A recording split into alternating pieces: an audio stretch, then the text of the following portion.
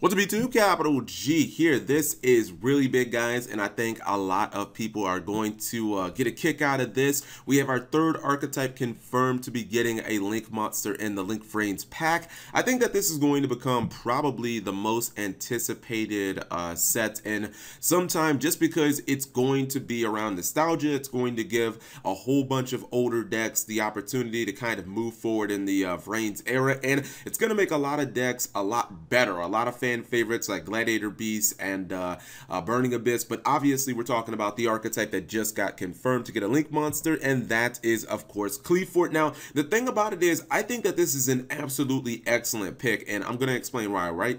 Because Qliphort have always kind of they've been held down by their pendulum scales. The fact that they can't special summon monsters except for Qli monsters meant that, yeah, it worked fine within the mechanic because you could pendulum your monsters, and then obviously you could tribute them for like a towers or a stealth or a disc, and a lot of times with disc you could still OTK, but it kind of meant that you were always locked out of the extra deck. Obviously Qliphort, even if they didn't have scales up, they couldn't synchro anyways because they don't have any tuners, and Xing was always an option, but you have to have no scales to do that, and playing Qliphort you pretty much always want to have scouts on the field and maybe something like a monolith to draw a bunch of cards. So I think a Link Monster is actually perfect for them, especially considering that off something like Qliphort Disc, they can get 3 monsters on the board fairly easily. So you could just tribute with like a sacrifice and tribute for a disc, and boom, you've got 3 monsters right there. Maybe you turn those 3 monsters into a Link Monster, and then you just pendulum summon everything back and just kill your opponent. And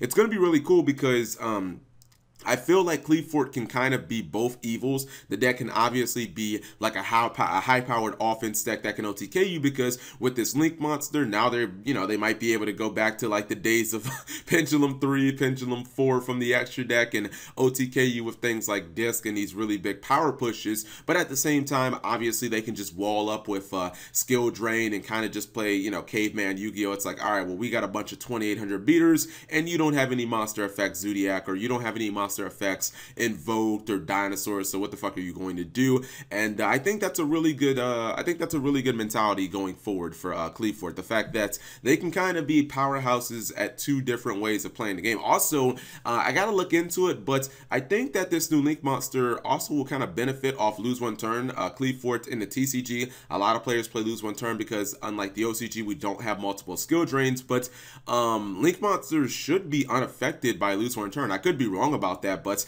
I don't know if the monster has to go in defense mode to actually have its effect negated. But regardless, if you have lose 1 turn on the field and you do go into a Link Monster, that monster is not going to defense mode because Link Monsters can't. So you can still just beat the crap out of your opponent with that, and that's definitely a nice little, it's like a nice little bit of synergy, a nice little way of cheating your lose 1 turn, which is obviously hurting your opponent. Lose 1 turn used to be used in Qliphort, where you could just pendulum some of your monsters, they would all go to defense mode, and you really wouldn't care because you could just tribute them and you still had a bunch of offense on the board. So you guys let me know what you think. Hopefully, I'm going to cross my fingers. Hopefully this means that maybe Konami and the TCG will kind of restore Qliphort to some of the power that it had when Duelist Alliance was like really big. Obviously, it came out in New Challengers, but you guys get what I'm saying. And the OCG, Qliphort is actually a very competitive deck. Like, it is a very viable deck, and if this Link Monster is good enough, it might actually become meta again. We've seen Qliphort have random tops in the OCG because